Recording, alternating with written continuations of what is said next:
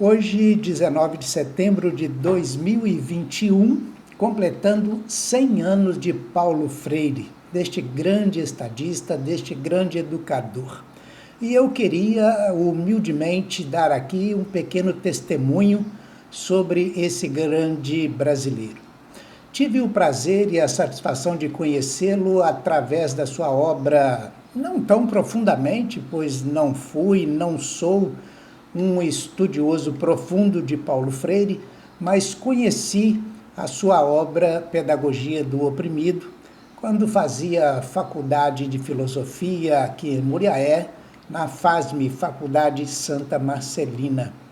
Junto com outros colegas de turma, essa obra nos foi apresentada pela professora de Sociologia Zélia Cury, que também nos apresentou em 87, 88, um projeto de educação de adultos.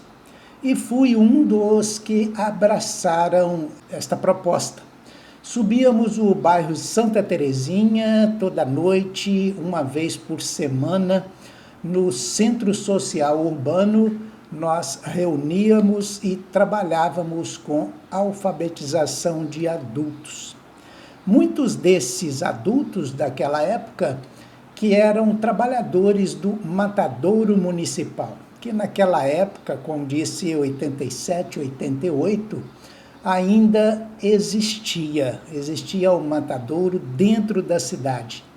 Era o local onde se abatiam os bovinos e suínos durante toda a noite e eram, pela madrugada, entregues nos açougues em toda a cidade. Eram os magarefes.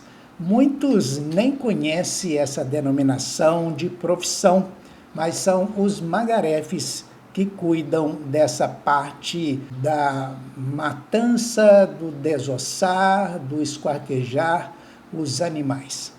Portanto, esses magarefes que trabalhavam naquele matadouro, desossando os animais, como eu disse, a noite toda, eles trabalhavam, eram serviços pesados, eram serviços de mão de obra pesada.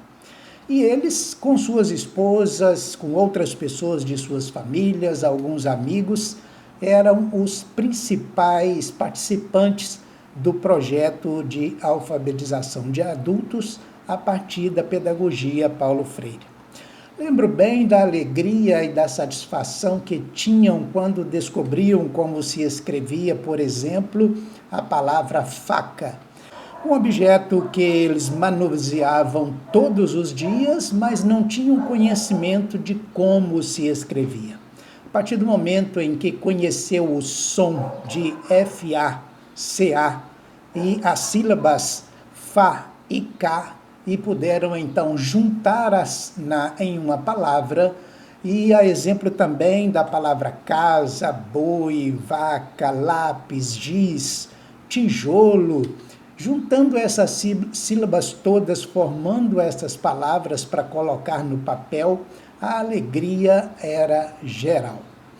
Talvez nós que participávamos desse projeto como meros instrutores, tenhamos até aprendido muito mais, porque a partir do momento que a gente convivia com aquelas pessoas, nós passávamos também a conhecê-los e a conhecer a cultura que eles traziam, porque já tinham essa cultura, já tinham o saber dentro deles e traziam para nós. Foi então fundamental esse convívio, essa prática de educação de adultos através da filosofia de Paulo Freire.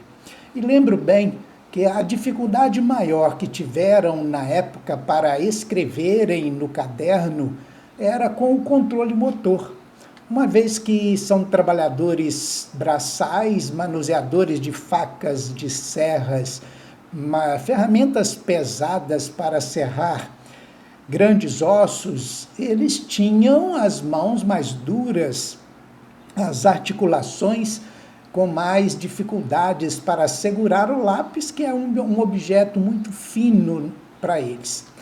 Então tinham essas dificuldades de segurar o lápis ou o giz quando ia escrever no quadro, para escrever uma palavra ou até para desenhar a palavra que mais tarde passaram a escrever com facilidade.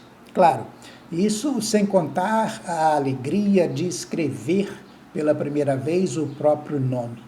Então víamos nos olhos de cada Dona Maria, de cada Senhor José, de cada Senhor Sebastião, aquilo que aprenderam a escrever o seu nome através dessa pedagogia freiriana.